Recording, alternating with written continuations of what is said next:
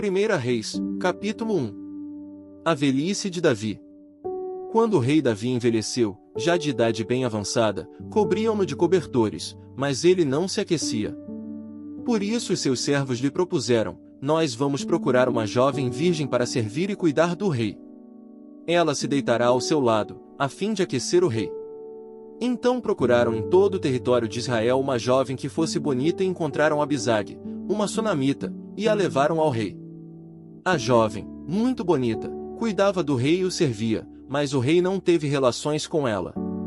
Ora, Adonias, cuja mãe se chamava Agite, tomou a dianteira e disse: eu serei o rei. Providenciou uma carruagem e cavalos, além de 50 homens para correrem à sua frente. Seu pai nunca o havia contrariado, nunca lhe perguntava: por que você age assim? Adonias também tinha boa aparência e havia nascido depois de Absalão.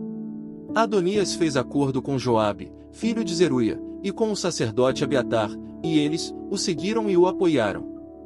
Mas os sacerdotes Zadok, Benaia, filho de Joiada, o profeta Natã, Simei, rei e a guarda especial de Davi não deram apoio a Adonias. Então Adonias sacrificou ovelhas, bois e novilhos gordos junto à pedra de Zoelete, próximo a Enrogel. Convidou todos os seus irmãos, filhos do rei, e todos os homens de Judá que eram conselheiros do rei. Mas não convidou o profeta Natã nem Benaia nem a guarda especial nem o seu irmão Salomão. Natã perguntou então a Batseba, mãe de Salomão: você ainda não sabe que Adonias, o filho de Agite, tornou-se rei, sem que o nosso senhor Davi ficasse sabendo? Agora, vou dar-lhe um conselho para salvar a sua vida e também a vida do seu filho Salomão. Vá perguntar ao rei Davi: ó rei, meu senhor, não juraste a esta tua serva, prometendo: tenha certeza que o seu filho Salomão me sucederá como rei, e se assentará no meu trono? Por que foi então que Adonias se tornou rei? Enquanto você ainda estiver conversando com o rei, eu entrarei e confirmarei as suas palavras. Então Batseba foi até o quarto do rei, já idoso, onde a sunamita Abisag cuidava dele. Batseba ajoelhou-se e prostrou-se diante do rei. O que você quer? O rei perguntou. Ela respondeu: meu senhor, tu mesmo juraste a esta tua serva, pelo Senhor o teu Deus, seu filho Salomão o sucederá como rei e se assentará no meu trono. Mas agora Adonias se tornou rei, sem que o rei meu senhor o soubesse. Ele sacrificou muitos bois, novilhos gordos e ovelhas, e convidou todos os filhos do rei, o sacerdote Abiatar, e Joabe, o comandante do exército, mas não convidou o teu servo Salomão. Agora, ó rei, meu senhor, os olhos de todo Israel estão sobre ti para saber de tua parte, quem sucederá ao rei, meu senhor, no trono.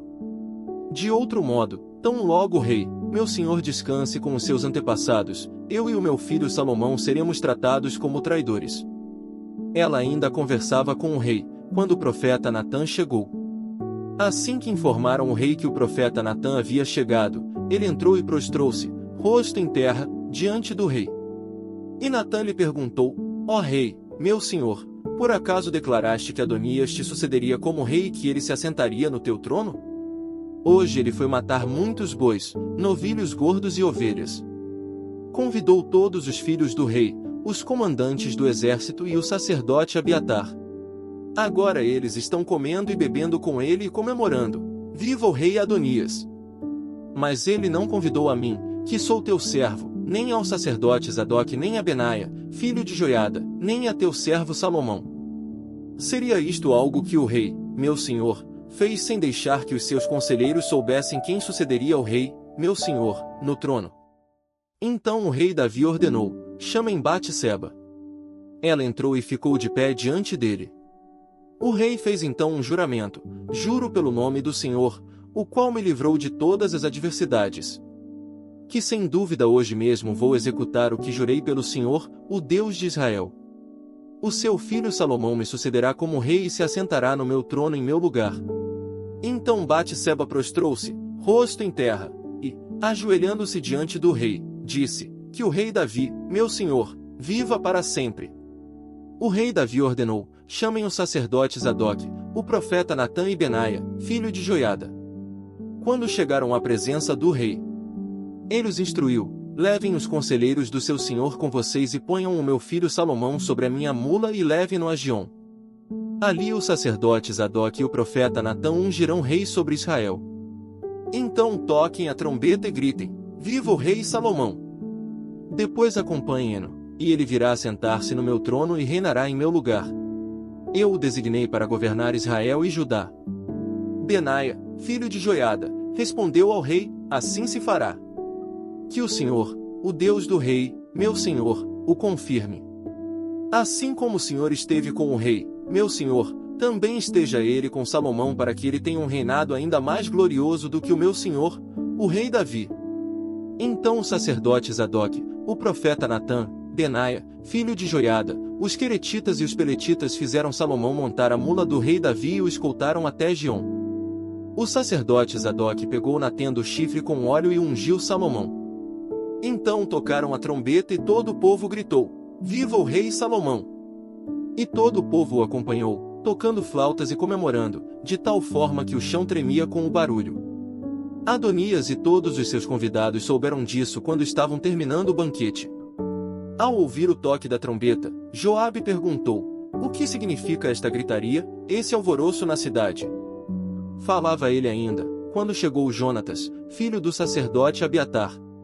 E Adonias lhe disse: Entre, pois um homem digno como você deve estar trazendo boas notícias. De modo algum, respondeu Jonatas a Adonias. Davi, o nosso rei e senhor, constituiu rei a Salomão. O rei enviou com ele o sacerdote Zadok, o profeta Natã, Benaia, filho de Joiada, os queretitas e os peletitas, e eles o fizeram montar a mula do rei. Depois o sacerdote Zadok e o profeta Natã ungiram o rei em Giom. De lá eles saíram comemorando, e a cidade está alvoroçada. É esse o barulho que vocês ouvem. Além disso, Salomão já se assentou no trono real.